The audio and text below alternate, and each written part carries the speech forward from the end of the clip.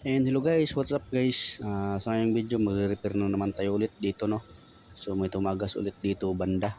So nung last video natin sa ilalim tayo nagwi-welding doon sa may masikip na position talaga. So ito naman guys, nasa ano naman, medyo madali lang posisyon natin sa pag-repair ng welding.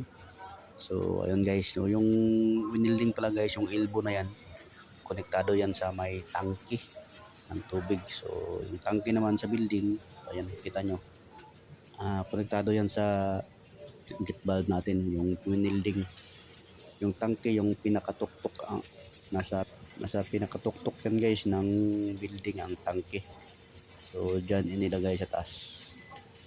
So ayun, may tumagas, so ni-repair natin dahil yan sa lakas ng pressure na umabot ng 275 PSI. So yun talagang pressure namin para sa pag hydro testing guys.